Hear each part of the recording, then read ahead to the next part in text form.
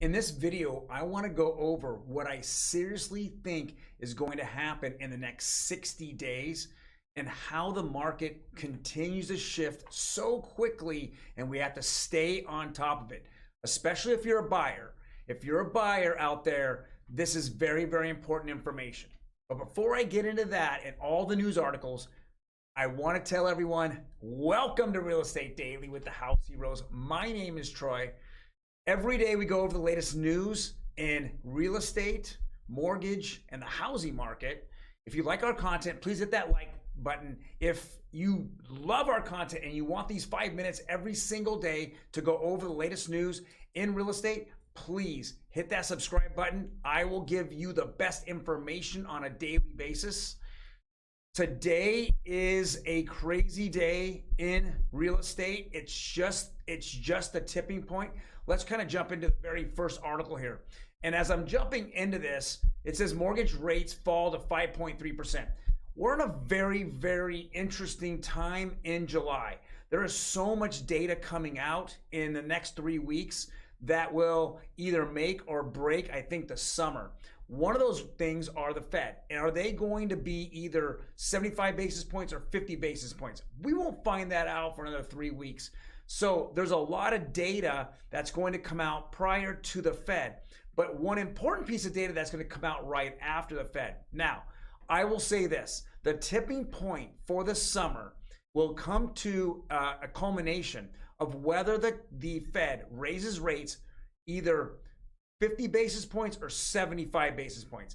The market now at this point is starting to bank on the recession fears that are hitting, okay? And if they're hitting, again, traditionally recession means that the housing market's strong and that rates slowly fall down. Well, this is what they're banking on. They're banking on a much more dovish Fed, meaning a Fed that's going to be a little more softer and massage the situation of inflation.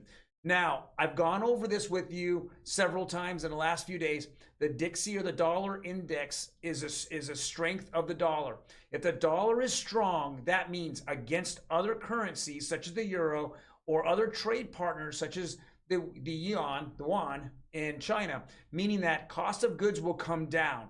So the stronger the dollar, we're going to see imports come down, at least the cost of imports come down, the cost of gas or oil come down. So a lot of things would come down. And I think this is one of the things that the Fed has attempted to do.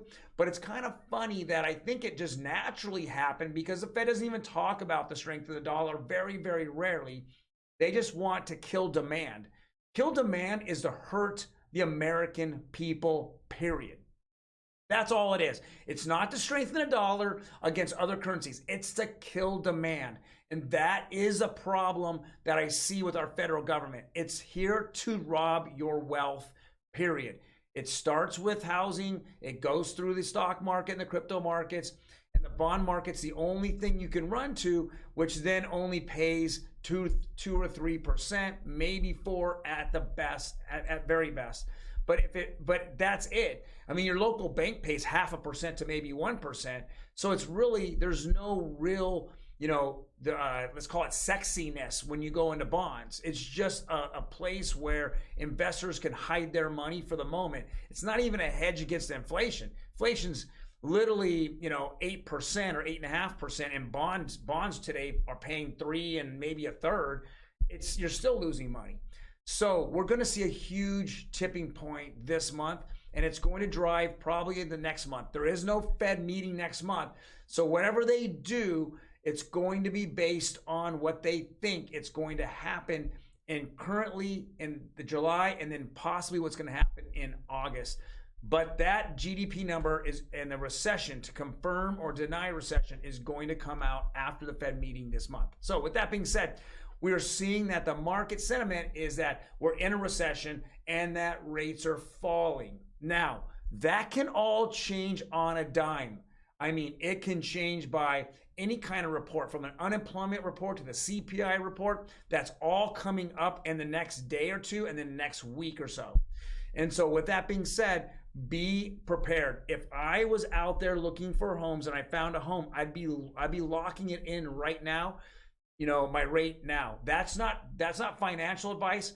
I would actually talk to my loan officer, but I would be looking to do that because I think that if some piece of negative news comes out, we're going to see rates jump. They're so sensitive right now. So sensitive. Next article.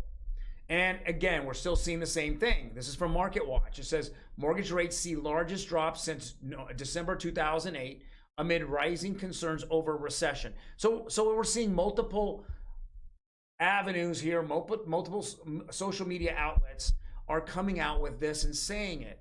It is easing everyone's fears. If you notice, and if anyone follows the stock market, you'll notice that the stock market's gone up in the last 3 or 4 days. And then you notice the crypto market. What's the crypto market? It's very bullish now for the first time in a long time. You know, Bitcoin's been moving up. Ethereum's moved up quite a lot. I think it's up 6 or 7% just on today. So we're seeing those things move up because they're hedging against good, positive information coming out. And they're hedging that the Fed is going to come out with only 50 basis points at the end of the month.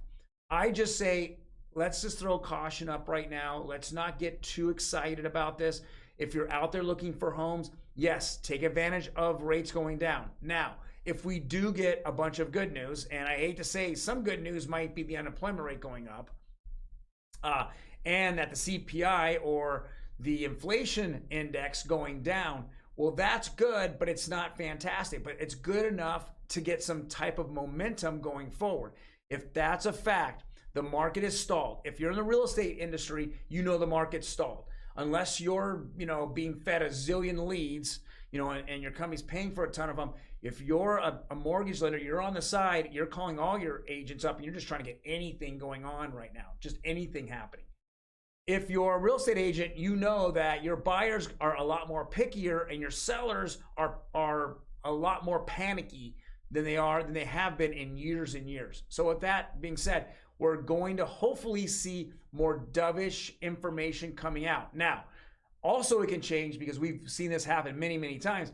Some Fed, Reserve commissioner from some city, Cleveland or Dallas or wherever, come out and just bully through it and say, I don't care about any of that. Unless we stop buying things in the United States, we're going to go and just raise rates beyond imagination. That's what they've been saying in the past. We're going to see if that happens in the next few weeks coming up to the Fed meeting. Next article, and we continue to see this, and this is nothing that's new. Sprout Mortgage shuts down, 300 employees laid off. I know that that's just one of many that's in the last 2 weeks have mentioned layoffs. I know Wells Fargo back in April came out and laid off 300. Now they just came out a couple of days ago and say they're laying off another 72 mortgage jobs. And it just keeps happening. Why? It's even though, it's a hedge against what might be negative in the market, but more importantly, there is no refis. And the refi market is gone. And with it being gone, you just don't need as many people, and there is no future or sight that the refi market's coming back. Now, of course, you've heard me say many times that, we do have midterm elections coming up, and there's a lot on the line every time we have elections. And there's a big panic on, the current powers that be, are panicking, and they want to see something change. Otherwise, it might completely flip coming here in the next 100 days or so. So I have a feeling that things are going to get a little better. Now, how better are they going to get? I don't know. And with all the negative information that's out there right now, of course, high inflation, and high costs of gas and food and stuff, I don't know how that's going to end up at the pump. If we're going to see oil prices going down, and it did go down yesterday, it takes 30 to 60 days before we see it at the pump because the oil has to be bought, then transported, then refined, and then transported again. And by that time, I think we're looking at the end of August, we're going to see maybe some relief. August, maybe September, we're going to see some type of relief. But still, it's unacceptable to see that, gas prices, especially here in California, at $5 a gallon. It's just ridiculous. And it can be all solved with a couple of strokes of a pen from our president. The last article here is from Optimum Blue.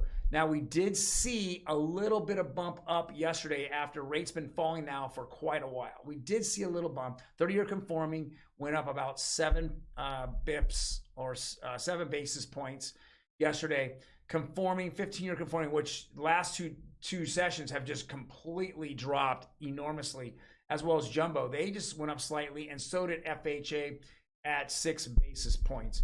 So we saw a little bit of jump. We saw the Dixie today kind of level off a little bit. So we don't know if it's going to take another jump or it's going to start going down. Again, that dollar index is what the cost of goods across the world is against other currencies. And that's very, very important to us.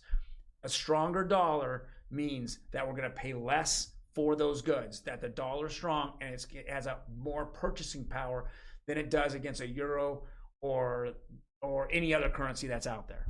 Well, guys, thank you very much for checking me out today. You know, if you like the content, please hit that like button, but more importantly, tell your friends. If they're out there looking for a home, you know, I would definitely check these videos I have out. If you have any questions, go to Instagram, check us out on Instagram. You hit that subscribe button on Instagram or follow button, and then come back and DM me if you have any questions. I'm more than happy to answer them for you there. Or if you want to leave a comment here, I can answer it, but it's kind of a public comment. There's really no DM here on YouTube. Otherwise, guys, I will see you tomorrow, Friday. This is a short, sweet week. We'll see you Friday. I will talk to you later.